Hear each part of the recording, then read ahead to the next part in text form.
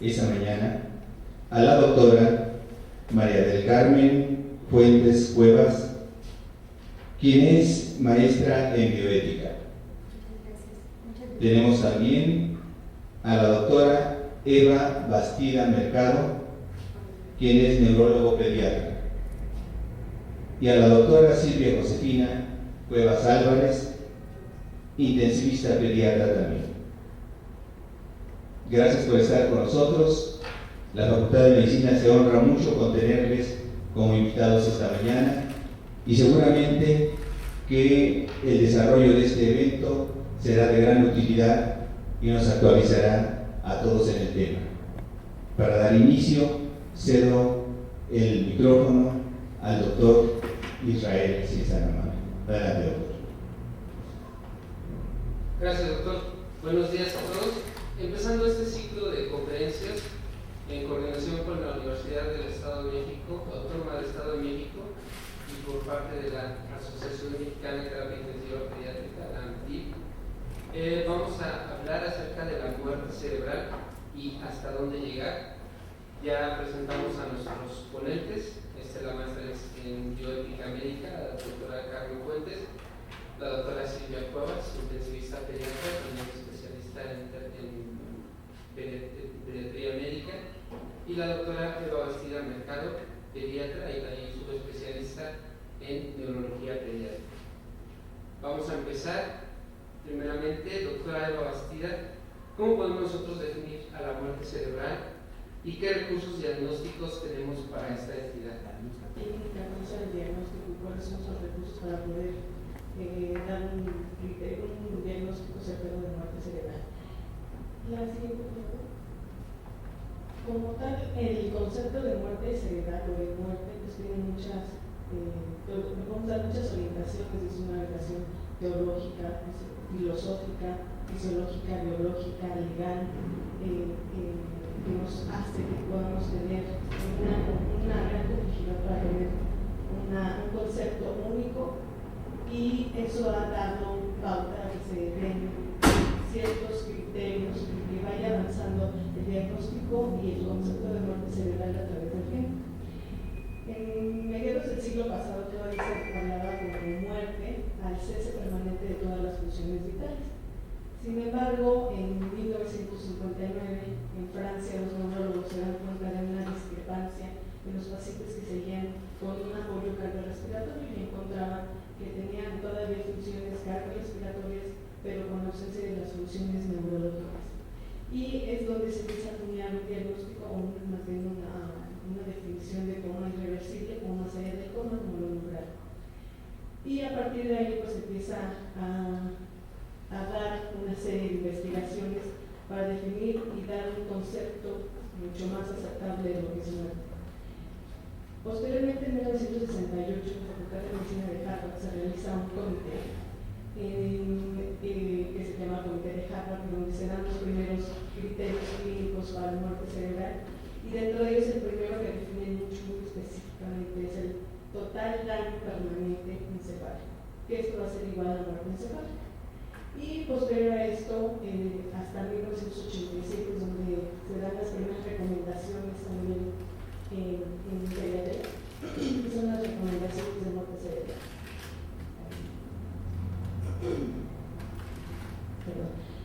El concepto fue evolucionando al decir que la muerte estaba definida como el cese de todas las funciones vitales y además de las funciones neurológicas.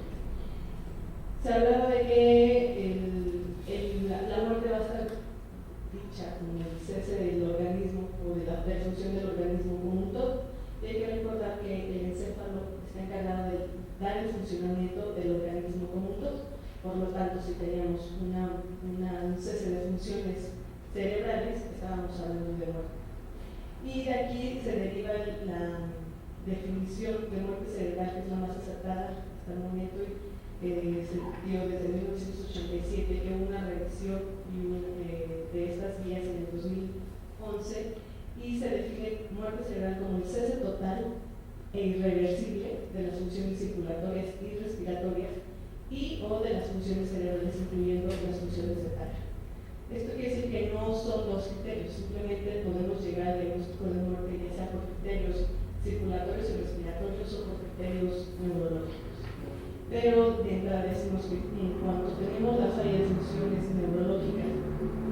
encéfalo, hablando de encéfalo, los hemisferios cerebrales y tallo. Esto va a llevar por consecuencia a una falla total de las funciones circulatorias y respiratorias, y esto nos va a dar el diagnóstico de muerte cerebral. ¿Por qué sigue, por favor? Debemos de tener ciertos criterios que son muy elementales para poder hablar de muerte cerebral. Y tenemos primero que nada la ausencia de las funciones cerebrales. Cuando hablamos de funciones cerebrales nos estamos refiriendo al estado de conciencia, es decir, pérdida del estado de conciencia, un estado de coma profundo que tiene que ser irreversible. Otro de los puntos importantes o criterios elementales para el diagnóstico de muerte cerebral es el cese o ausencia también de las funciones de tallo. Y aquí nos vamos a referir a los reflejos de tallo que más adelante vamos a explicar. Para tener este cese, tanto las funciones cerebrales y de tallo, debe ser por una causa, un compromiso neurológico irreversible. Eso es algo de lo más elemental para los criterios. Y posterior a todo esto, pues dar una confirmación de la muerte cerebral. La siguiente diapositiva, por favor. Para hacer un diagnóstico, las guías nos marcan una secuencia de pasos que se tienen que llevar de forma estricta para poder finalmente declarar el estado de muerte cerebral. Y de entrada necesitamos prerequisitos para poder decir si esta paciente cumple con criterios seguros de muerte cerebral. La siguiente diapositiva, todavía no me adelante, vamos a hablar de estos prerequisitos que principalmente la función que tienen es que veamos que conocer la historia clínica de nuestro paciente, conocer las causas de las por qué se encuentra en esa condición y que no tenga una causa reversible. Después tenemos que hacer dos exploraciones neurológicas, ya cuando nos vamos a enfocar a hacer ya bien el diagnóstico, debe haber dos exploraciones neurológicas. Estas guías nos indican que deben ser por dos exploradores diferentes. Estos exploradores tienen que ser los médicos encargados del cuidado de nuestro paciente, que sepan, conozcan toda la evolución y la causa por la que se encuentra en esa condición. Estos dos exploradores van a realizar una exploración y una prueba de apnea por separado. Se dice que la prueba de apnea puede ser realizada por el mismo médico, pero las exploraciones sí tienen que ser dos personas diferentes, con un periodo de observación que vamos a ver en relación a la edad, desde edad dependiente. Y los estudios auxiliares, como su nombre dice, son auxiliares. Todo el diagnóstico va a ser clínicamente. Y para poder corroborar o conocer esta duda en la exploración neurológica y la prueba de la apnea, es decir, cuando tenemos la cuestión clínica, entonces nos vamos a poder ayudar con estudios auxiliares. Esto quiere decir que los estudios auxiliares no van a reemplazar la exploración neurológica ni la prueba de la apnea, simplemente nos van a ayudar con esta duda en alguna de las exploraciones. Y finalmente, ya que tenemos la corroboración de la muerte cerebral de forma clínica o con apoyo de estudios auxiliares, es el momento que se va a declarar muerte. Algo que quiero agregar en esta diapositiva es que las exploraciones, así como comentamos la diferencia de tiempo, se van a hacer dependiente de edad. En estas guías nos refieren las edades a partir de un recién nacido de término, es decir, a partir de las 37 semanas de gestación, y el primer grupo de edad que conforma es de 37 semanas de gestación al primer mes de vida, 30 días de vida. Y después el segundo grupo lo refiere del mes de edad, 31 días de vida, hasta los 18 años. Son los grupos de edad que van a manejar en estos criterios para muerte cerebral en los niños. Y esto se menciona porque los niños recién nacidos pretérmino todavía no tienen una madurez neurológica, todavía no se pueden hacer muchas de las exploraciones porque pueden confundirlos porque todavía no hay esa madurez en cuanto a la evolución de los reflejos que vamos a explorar y pueden darnos unos falsos negativos. Dentro de los prerequisitos que mencionábamos para poder iniciar y poder pensar en que el paciente tiene una muerte cerebral, debemos de tener a un paciente que deba tener una estabilidad hemodinámica, es decir, un paciente que está con choque, con hipotensión, mantenida, nos puede ocasionar problemas o datos similares a una muerte cerebral sin que ésta lo sea. Lo mismo que una oxigenación y una ventilación adecuada. La temperatura corporal se va a mencionar que dentro de lo fisiológico, y se habla de una temperatura corporal mayor a 35 grados. Se habla de una temperatura de 32 a 20 grados, puede ocasionar una disminución del metabolismo cerebral, con lo que tenemos disminución de la función cerebral, y esto darnos un diagnóstico de muerte cerebral erróneo, que al momento de elevar la temperatura, aumentar esta temperatura, podemos tener reversibilidad en estos datos clínicos que nos están manifestando. Por lo tanto, esta fase de prerequisitos nos va a ayudar a quitar todas las causas que pudieran ser reversibles como causa de ausencia de la función cerebral. Lo mismo va a pasar con las alteraciones metabólicas, pacientes con alteraciones hidroelectrolíticas, con alteraciones en el equilibrio ácido-base, pacientes con intoxicación farmacológica, pueden interferir en la exploración neurológica, como qué fármacos, como pueden ser los barbitúricos, los sedáticos, los antipiléticos, el alcohol, algunas intoxicaciones muy raras con organofosforados, pueden darnos disminución o ausencia de las funciones neurológicas, y esta causa, si se corrige, pues regresamos a aquella función, por lo tanto ya no estaría dentro de criterios para la muerte cerebral. ¿La que sigue? Después de haber visto estos prerequisitos y de haber quitado todas las causas reversibles o que puedan interferir en la exploración neurológica, ya nos vamos a enfocar a la exploración como tal del paciente con muerte cerebral. Y de entrada dijimos que era una ausencia de las funciones cerebrales, entrando por las funciones superiores. Estas funciones cerebrales superiores nos están hablando de la conciencia, por lo tanto un paciente, para considerarlo una muerte cerebral, debe estar en un coma. Este coma debe ser un coma irreversible y debemos de conocer la causa. Y también debe ser una causa suficiente para poder explicar el estado en el que se encuentra el paciente. Esas son las características del coma. Hay ausencia del estado de alerta, está consciente, no hay ninguna respuesta ante los estímulos externos, no hay movimientos voluntarios y conocemos la causa y son causas irreversibles. Posterior a eso vamos a explorar los reflejos de tallo, vamos a explorar las funciones de tallo. Dentro de la definición dijimos ausencia de funciones cerebrales y ausencia de funciones de tallo. Y el tallo se va a valorar con los reflejos. Dentro de los reflejos vamos a ir de forma cefalocaudal, de forma muy explorando paulatinamente cada uno de estos y en una forma ordenada. Vamos a iniciar con lo que son los reflejos a nivel de mesencéfalo y tenemos los reflejos pupilares, que van a ser el fotomotor y el consensual. Esto se realiza explorando el movimiento, el reflejo pupilar con estimulación luminosa, y en un paciente con datos de muerte cerebral debes ver ausencia de estos reflejos y tener una pupila fija, midriática aproximadamente de 6 a 8 milímetros y central, sin existir ningún movimiento, ningún estímulo y ninguna respuesta ante el estímulo luminoso. El siguiente de los reflejos es los reflejos oculocefálicos, y estos son los llamados reflejos del movimiento de ojos de muñeca. La exploración se realiza moviendo de forma horizontal la cabeza, manteniendo los ojos abiertos. Normalmente, cuando se mueve la cabeza, los ojos van a desviarse en la dirección contraria en la que se movió la cabeza y posteriormente vuelven a adquirir una posición central. En el caso de muerte cerebral no hay movimientos, es decir, hay una pupila fija y el ojo permanece sin movimiento.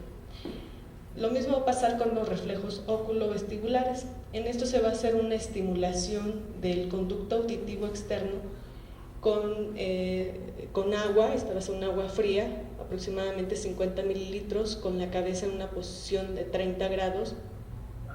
Previo a esto tenemos que valorar que la membrana timpánica esté íntegra, que no tengamos ningún tapón en el conducto auditivo, y se va a instilar aproximadamente 50 mililitros de solución, esperando que exista una respuesta dentro del primer minuto de la irrigación, en la que va a ocurrir también movimientos oculares. Y en el caso de muerte cerebral debe haber ausencia de estos movimientos. Después vamos a valorar la sensibilidad, esperando que no haya ni movimientos faciales ni oculares, al dar un estímulo nociceptivo en la región supraciliar o al nivel de la articulación temporo-maxilar. Y debe haber ausencia de movimientos. Otro de los reflejos ausentes que debemos explorar es la ausencia del reflejo nauseoso, del reflejo tusígeno, y al tener un recién nacido debemos también buscar los reflejos de búsqueda y de succión. En el caso de estos pacientes debe haber ausencia de todos estos reflejos para que hablemos de ausencia de funciones de tallo cerebral.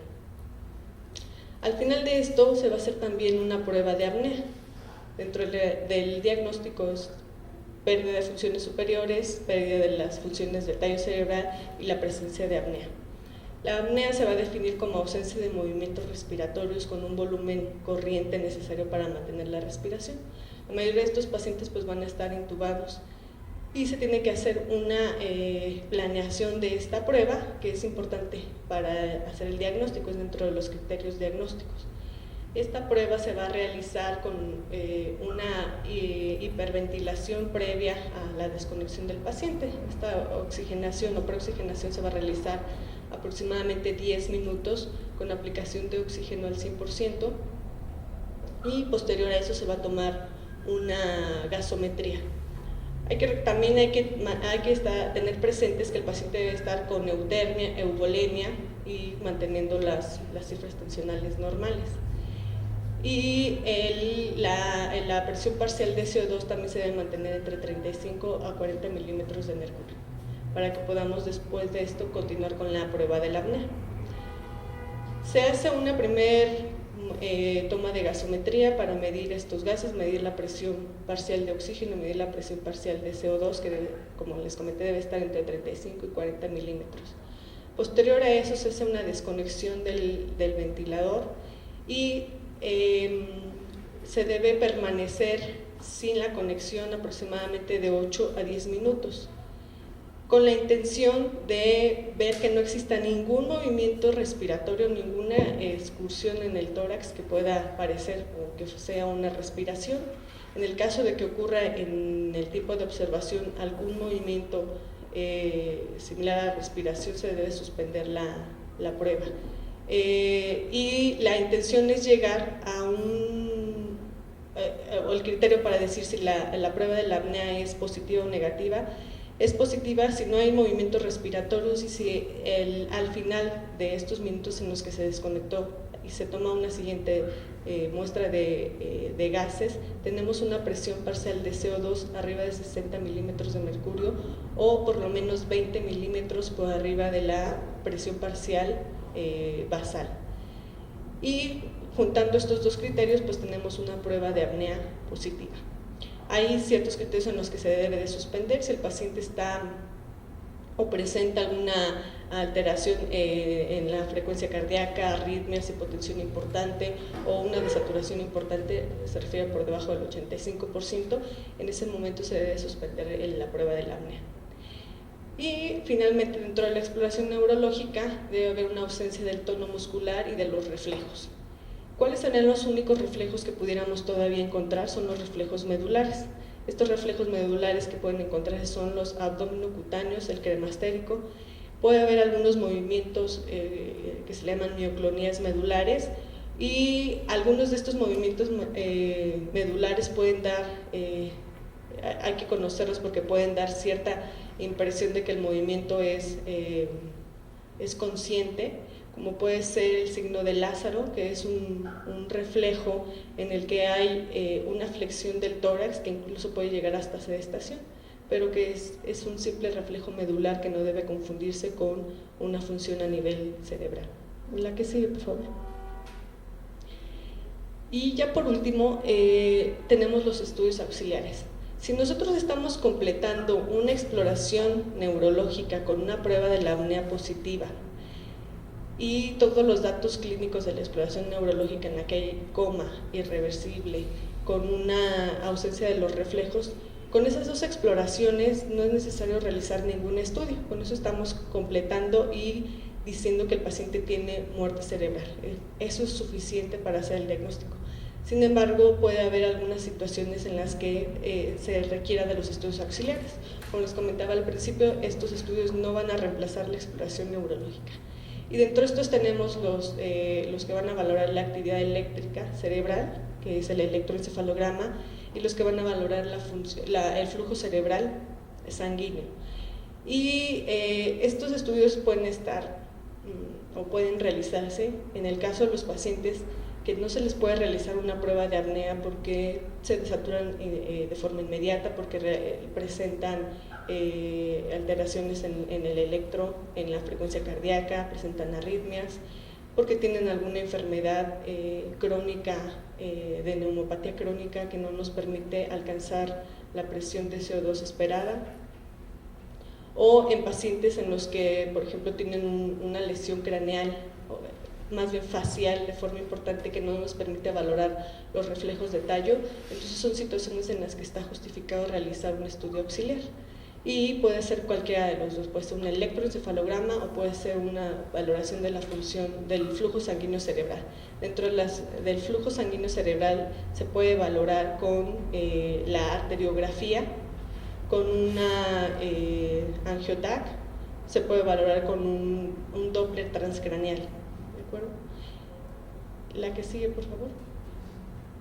Y este es como un pequeño resumen de lo que estamos hablando. Un paciente en coma de 37 semanas, hablamos paciente recién nacido de término hasta los 18 años. Vamos a decir, ¿tiene o no muerte cerebral? ¿Cuáles son los pasos a seguir? Primero, de los prerequisitos. Es un paciente con una causa de coma conocido, es una causa suficiente para la condición en la que se encuentra el paciente y es una causa conocida. Entonces debemos decir, el paciente está con neumolemia, con eutermia, no tenemos o hemos descartado alteraciones metabólicas, perfil toxicológico, y si eso está presente podemos continuar con la exploración. Decimos está en coma, tiene ausencia de los reflejos de tallo y realizamos prueba de la apnea. Si al realizar la prueba de la apnea nos sale positiva, se ha concluido la exploración y decimos que el paciente tiene muerte cerebral. Si en la prueba de la apnea hay esfuerzo respiratorio, se debe de continuar con los cuidados y nuevamente excluir desórdenes metabólicos, intoxicaciones o causas farmacológicas del estado de nuestro paciente. Y en el momento en que ya se han descartado todas estas causas, podemos decir, ok, nuestro paciente cumple o no con los criterios, se va a declarar con muerte cerebral. Esto va a ser en base a la edad. Un recién nacido de término de 37 semanas a los 30 días de vida se tienen que hacer 2 exploraciones. El intervalo de tiempo entre las exploraciones en estos pacientes es de 24 horas.